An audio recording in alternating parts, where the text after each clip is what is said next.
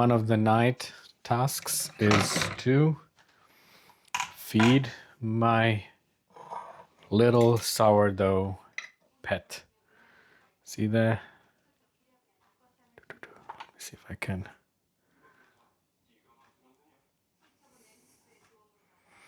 Start to smell a bit of alcoholic or more acid stuff.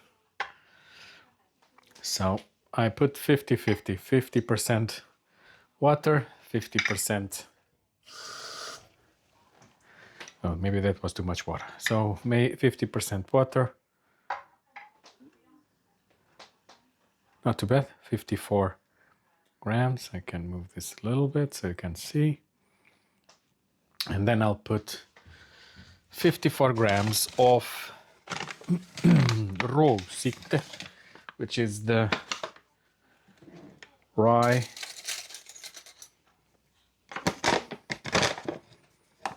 wheat mix. So let's go to 108.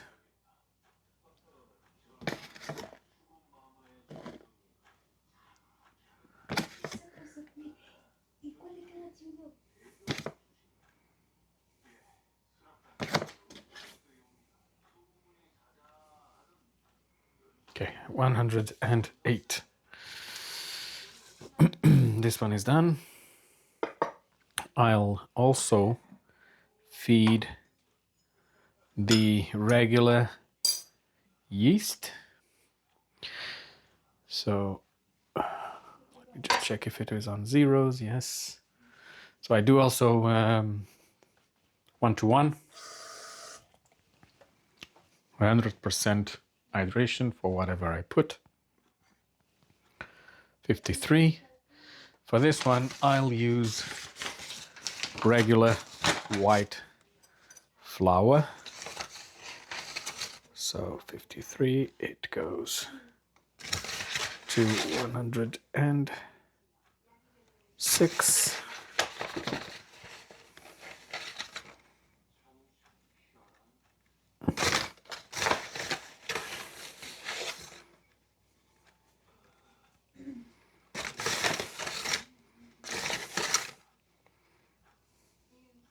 Yes, 106.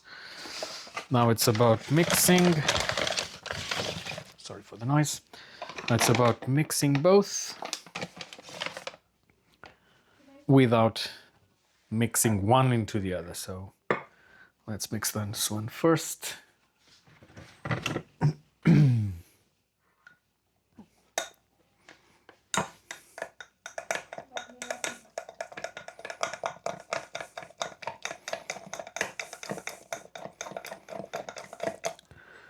And in a couple of hours I'll come and show you how this looks, both of them. So this way, the regular yeast you buy, if you have no patience to do sourdough, the regular yeast you buy as the small clumps, more drier than humid, actually give a better taste to your bread. And you could as well bake it, put it in the oven after 2-3 hours, as you can put it in the fridge and bake and set it in the oven the next day. Very tolerant, a lot more flavorful than just using the yeast directly. At least that's what I find.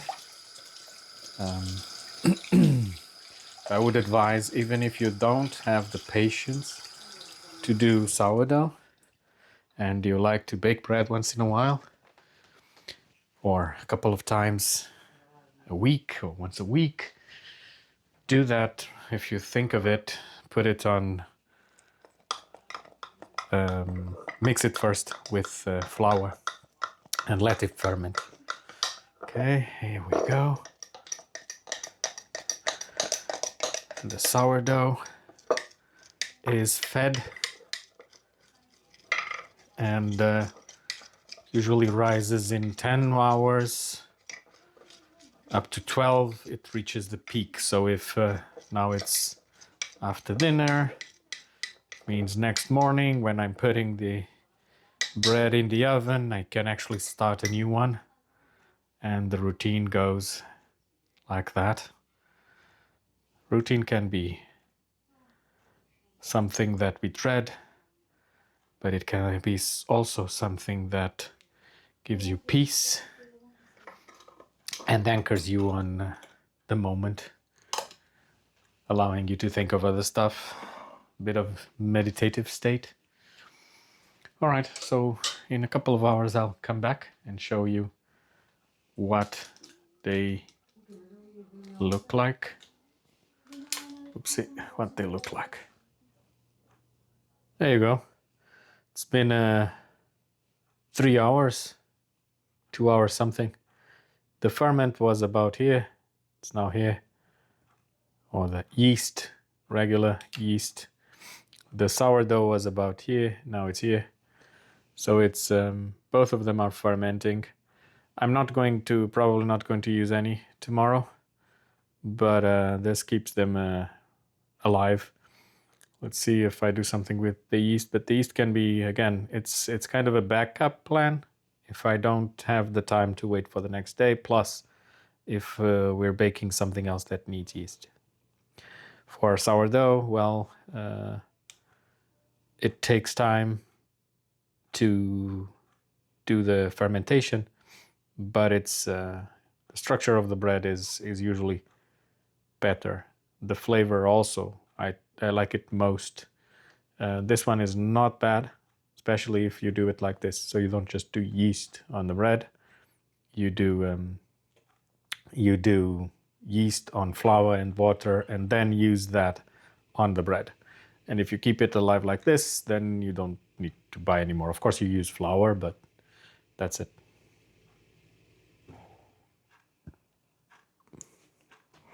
Okay, let's start a bread. Sourdough bread. Turn this on.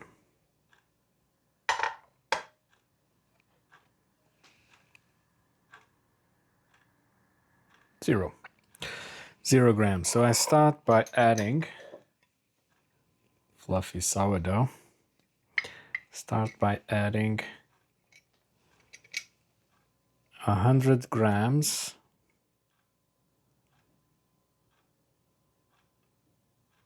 of sourdough.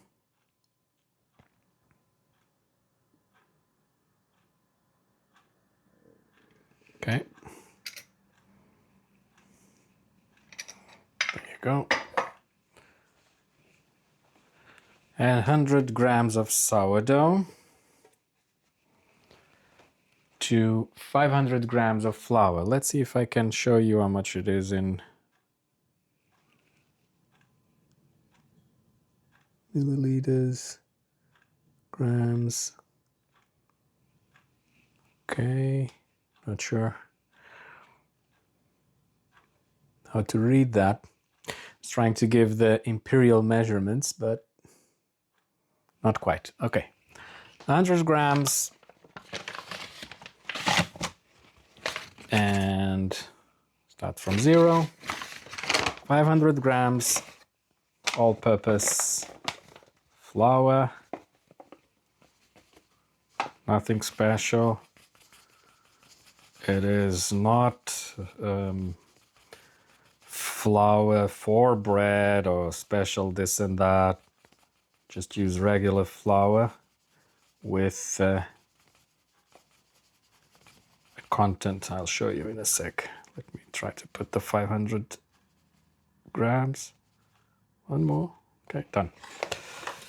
It's in Swedish, but it's regular flour with 10% protein in it. So it's not, some would say, oh, we get a better flour. Yes, it is better with a better flour, but this is awesome already. So it's one of those of why? Okay, back to 0. Now I put 1% salt to a little bit more than 1%. So I would put 6 grams of salt. So not the 5 for the 500, but 6 for 500. About there. But again, it depends on your taste. I would definitely advise to not overdo it. In our case, I put 5 to 6 grams for 500 grams. Now I do a 70% hydration. So that means 350. Just a sec. 350 grams of water. So 50 per each 100 grams.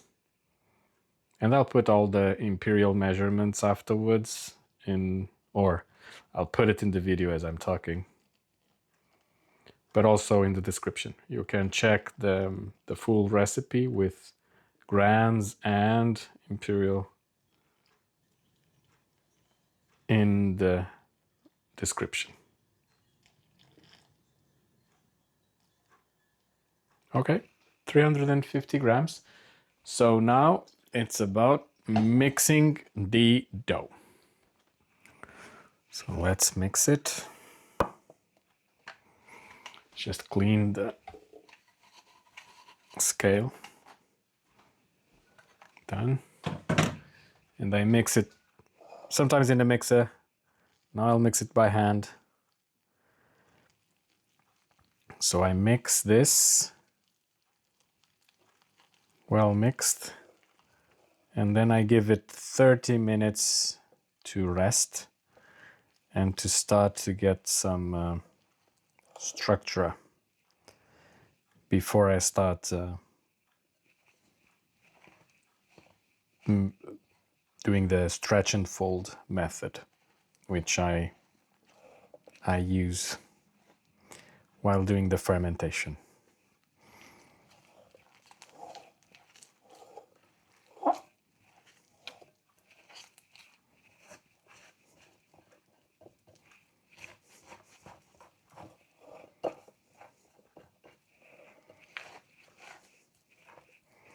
I've read somewhere that there is an interesting relationship after a while created between the hands of the bakers and the sourdough and the dough. So by mixing it by hand, you actually contribute to the bread, which is, I found it funny when I read that paper. If I can find it, I'll try to put the link on the description. If I can find it again. I found it funny because at least in my culture in Portugal, we usually say that someone has the hand to do something, and if that someone does that something, a cake, bread, anything basically, then it always tastes different. No matter if you mimic the recipe completely with the same ingredients, the same method, if you do it very scientifically, there's this theory in Portugal that the hand of the one doing it actually influences the outcome.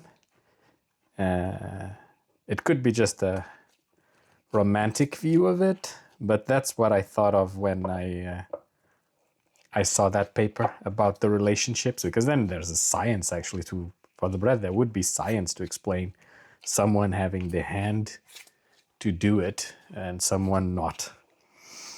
So anyway, just a curiosity while I'm here going through my thoughts and mixing the bread. Okay.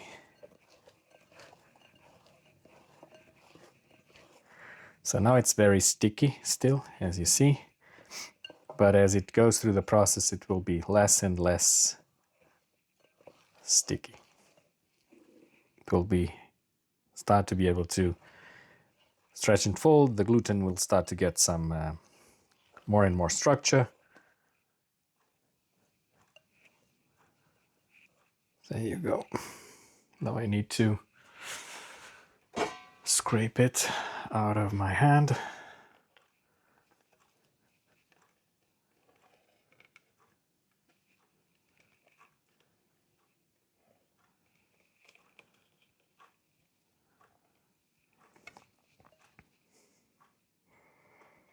doesn't take a lot of work. It's mainly the time that it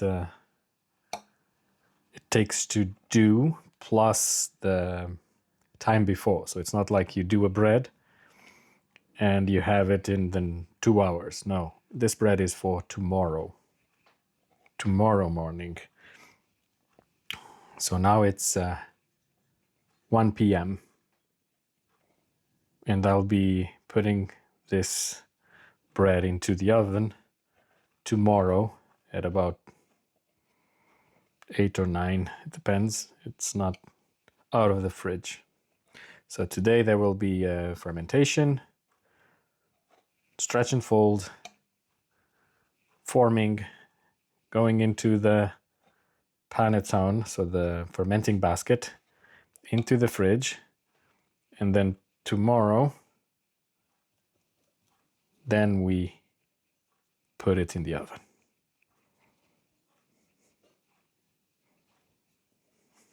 Okay.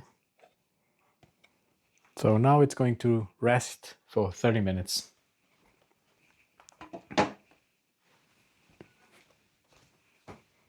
Let me grab a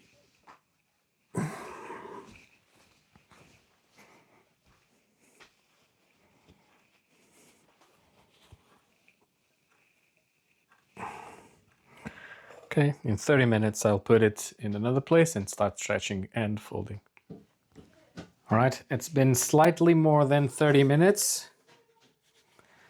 So anyway, right now I only use water to stretch and fold. I don't use flour, just water. Okay, don't let me down. This now should be less sticky, but it's still going to be a bit sticky.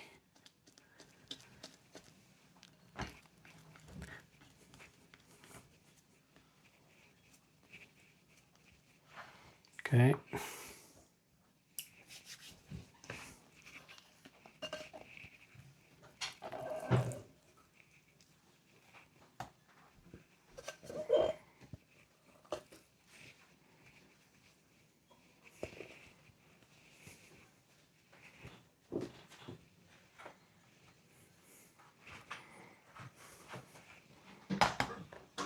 Okay.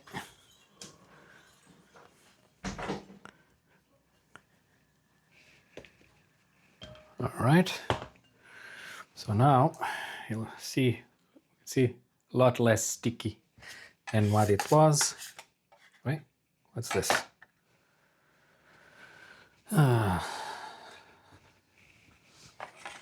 Okay.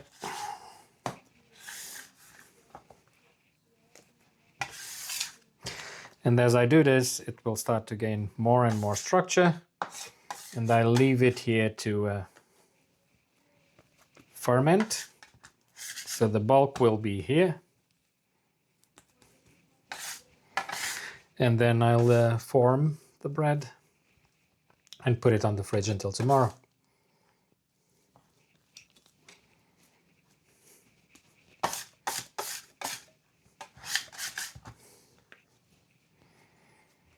Okay.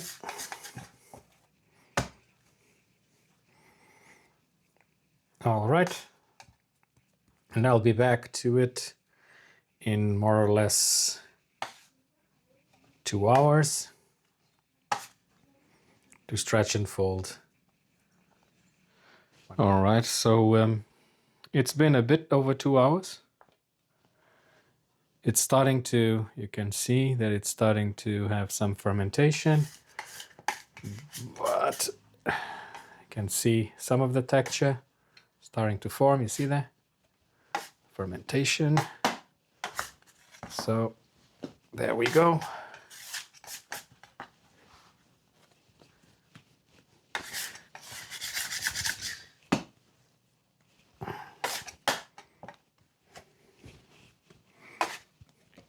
And once again, I just wet my hands and the tools. So no flour, just water. Give it a few stretches and turns.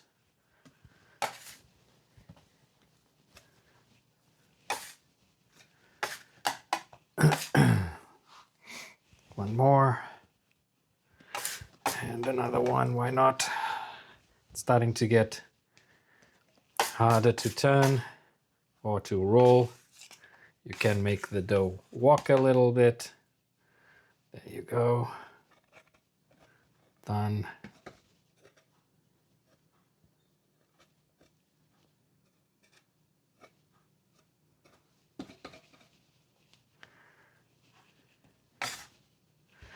All right. And another couple of hours of rest.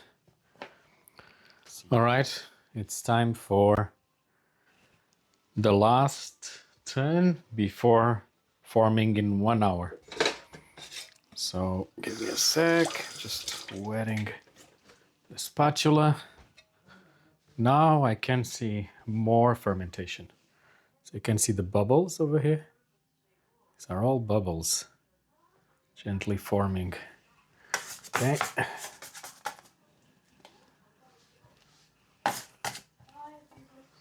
Look at this. Now it's getting fluffy and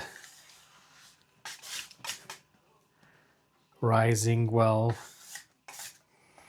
So in 1 hour, I'll be giving it some form. It's getting nice structure, no longer grabbing to the end, as you can see. Look at this. It's starting. Oh, now it's beautiful dough.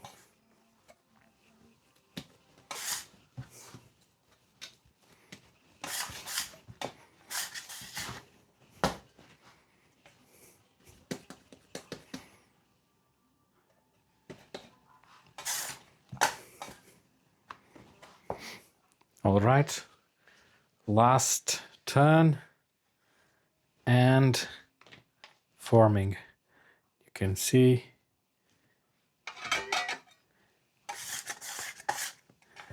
it's fermented. There's structure, soft, fluffy dough, bubbly as well. The heck.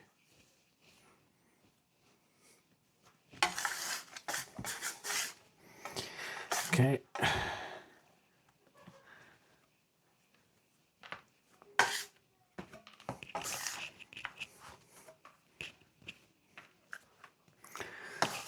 There are many ways of forming a bread. Oh, there are a couple of them. I just fold it once more for further structure. And then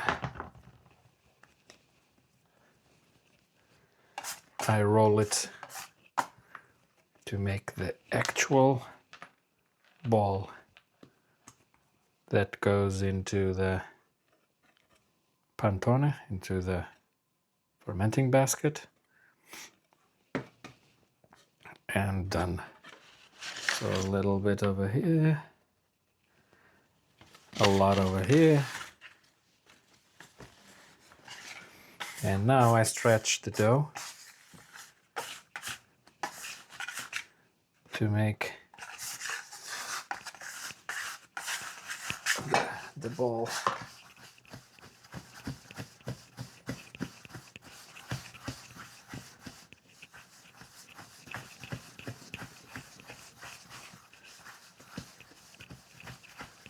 You can see the fermentation.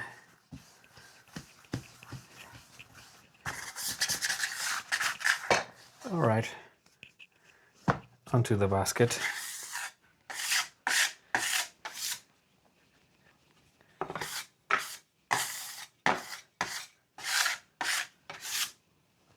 There you go, in the fridge.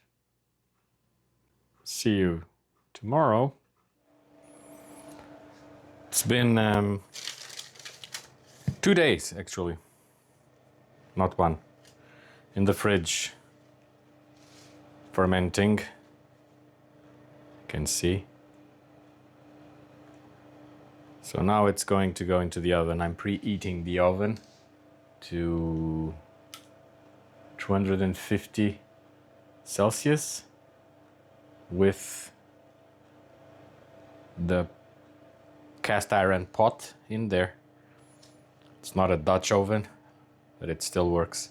I don't add any water to it or ice cubes. I'll just put it on top of some parchment paper and then into the pot. Okay, time to go to the oven. So now you will see, or we will see, how it looks like. I'll just flip it, take out, nice and fluffy.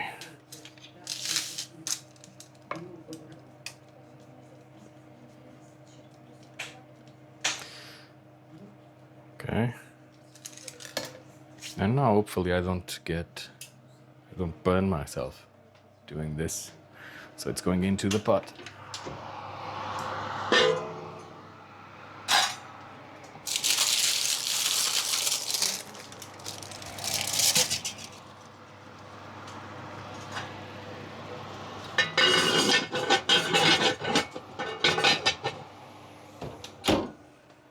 Okay. It's been a bit more than 20 minutes. I'm going to open. Look at that. So I'll do this and let it finish. Time to uncover it. So it's now been 35 minutes at 225. So now I'll just let it cool down. Done, off. See you in a couple of minutes. All right, let's take the bread out and let it cool.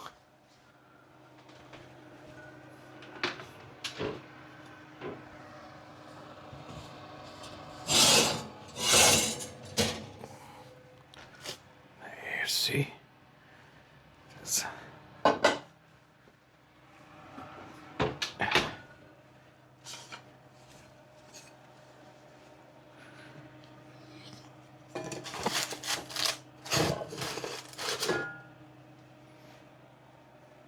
There it is, straight out of the oven.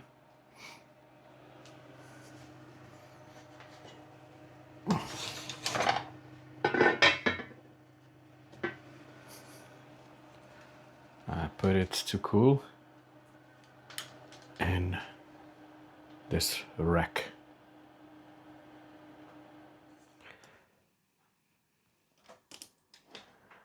The thing with leaving bread to cool off in the rack is that when one comes back, someone already opened it up. But I can still show, even though there's a piece missing, how it looks like. So, not too shabby. It looks like this.